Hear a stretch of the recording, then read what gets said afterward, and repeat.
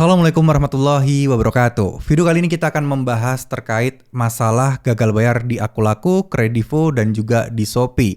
Baik Shopee Paylater maupun S-Pinjam. Karena ketiga ini merupakan salah satu paylater yang paling banyak digunakan masyarakat Indonesia dan juga tentu saja paling banyak yang galbe juga. Karena ya maklum ya, maksudnya berbanding lurus lah.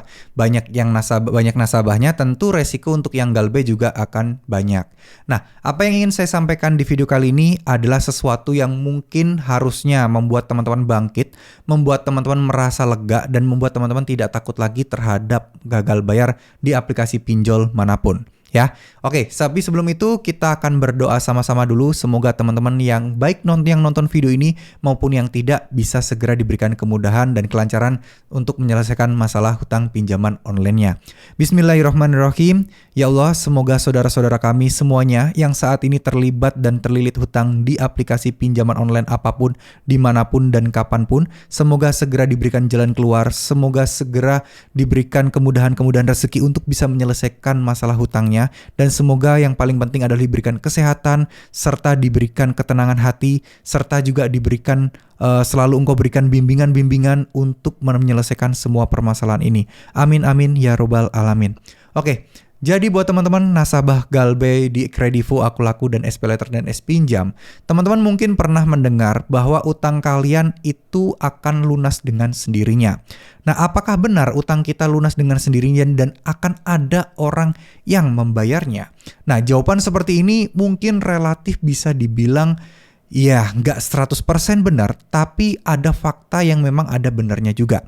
Banyak kita dengar nasabah-nasabah yang sudah galbe setahun, 2 tahun, tiba-tiba utangnya lunas dengan sendirinya. Memang tidak semua, tapi ada. Nah, kenapa hal ini demikian? Karena pernah kita dengar saat perjanjian perhutangan, itu waktu itu kalau nggak salah di S-Paylater juga salah satunya, yang pernah sempat saya baca di pasal berapa saya lupa, di situ ada klausul bahwa ada asuransi di belakang kita.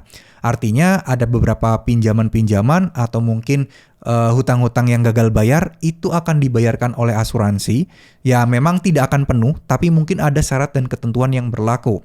Misal nasabah yang benar-benar sudah tidak bisa bayar lagi, nasabah yang mungkin sudah dianggap meninggal, maka itu akan digantikan oleh asuransi. Karena pinjol-pinjol besar biasanya membayar premi untuk asuransi tersebut terkait untuk menjaga kestabilan atau keamanan mereka. Jadi banyak yang galbay, kadang mereka masih merasa aman karena bisa dibayarkan oleh asuransi yang mereka ikuti. Nah, cuman asuransi ini kan kita tidak pernah tahu ya, fasilitasnya apa aja yang diganti, berapa nominalnya, besarnya kita tidak pernah tahu. Jadi bisa dibilang mungkin ya kalau udah diganti sama asuransinya, maka utang kita akan dianggap lunas. Mungkin, tapi bisa jadi udah diganti tapi tetap masih ditagih, itu ada juga ceritanya. Nah, cuman kita tidak pernah tahu nih, apakah Akulaku, Kredivo, dan S-Paylater ini mempunyai asuransi yang baik yang bisa mengganti semua uang mereka? Nggak pernah tahu. Cuman ada peluang atau chance seperti itu membuat utang kita bisa otomatis lunas. Makanya saya ingin menghimbau buat teman-teman semua, udah tidak usah panik, tidak usah takut, tidak usah stres masalah gagal bayar di ketiga aplikasi paylater tersebut. Karena apa? Karena semua ini akan beres kok nantinya. Semua ini bisa kalian selesaikan. Kuncinya cuman yakin dan juga selalu berdoa terhadap masalah-masalah yang ada. Memang ini berat. Yang berat itu sebenarnya bukan bunga ataupun slik OJK-nya, tapi teror-teroran, penagihan-penagihan, dan lain sebagainya. Dan saya rasa bukan rahasia umum juga ya, bahwa banyak juga oknum-oknum penagih-penagih itu yang kadang menyalahi SOP, menyalahi aturan, dan membuat kita tertekan atau membuat kita stres. Nah, ini yang pengen saya sampaikan kepada teman-teman. Bukan berarti saya mengajak teman-teman ini untuk galbay atau membenarkan galbay kalian, tidak. Karena saya yakin tidak ada seorang pun di dunia ini yang dengan sengaja ngutang terus kemudian niat nggak dibayar. Kebanyakan pasti akan terjebak karena kepepet, karena kebutuhan, karena mungkin dulunya bisa bayar lalu kemudian ada musibah yang membutuhkan biaya lebih, atau karena mungkin kena PHK, nah akhirnya tidak bisa membayar lagi. Dan ini yang saya fokuskan adalah untuk mereka-mereka, bukan orang yang dengan sengaja untuk galbay. Karena ya namanya musibah juga bisa terjadi ke siapapun. Utang memang dalam Islam secara ada bunganya tidak boleh karena mengandung riba. Tapi bukan berarti kita ngejudge atau membuat hal tersebut menjadi sesuatu yang patut untuk kita salah-salahkan. Udah, yang lalu biarlah berlalu. Kita fokus ke depan. Ya, perbanyak zikir, perbanyak tobat kita, terus perbanyak solawat, perbanyak ibadahnya. Kalau perlu teman-teman sholat tahajud setiap hari, ya mungkin belajaran dulu 2 rakaat atau 4 rakaat gitu ya. Nanti lama-lama dinaikkan dan diakhiri sholat witir setiap hari usahakan. Habis sholat subuh usahakan baca solawat. Habis sholat subuh usahakan baca al-waqiah. Minta pertolongan sama Allah, minta maaf dulu sama Allah, pasrah apapun keputusan Allah, pasrah apapun cobaan yang akan datang, itu akan membuat kalian jauh lebih ikhlas. Ini tidak akan bisa kalian rasakan secara langsung. Kalian harus lebih untuk memohon dan kalian harus lebih untuk bisa dibilang ikhtiar sama Allah SWT. Tujuannya untuk apa? Agar kalian bisa memperoleh ketenangan dan yakin akan pertolongan Allah SWT.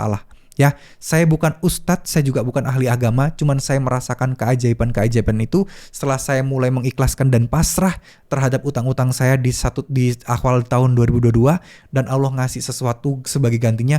Dan bahkan ya, jumlah utang pinjol total saya sekarang, penghasilan saya per bulan pun itu lebih dari itu. Bayangkan, utang puluhan juta diganti sama Allah penghasilan yang luar biasa. Dan ini adalah berkah ya, mungkin karena tahajud, karena solawat dan lain sebagainya. Bukannya saya riak, enggak, tapi mudah-mudahan ini bisa menjadi amal jariah saya dengan mengajak teman-teman yang mungkin awalnya malas tahajud, awalnya gak kepikiran tahajud, teman-teman bisa mengamalkan tahajud. Itu akan menjadi sebuah amal jariah buat saya juga, dan juga menjadi sebuah pembuka rezeki atau jalan keluar buat kalian semua.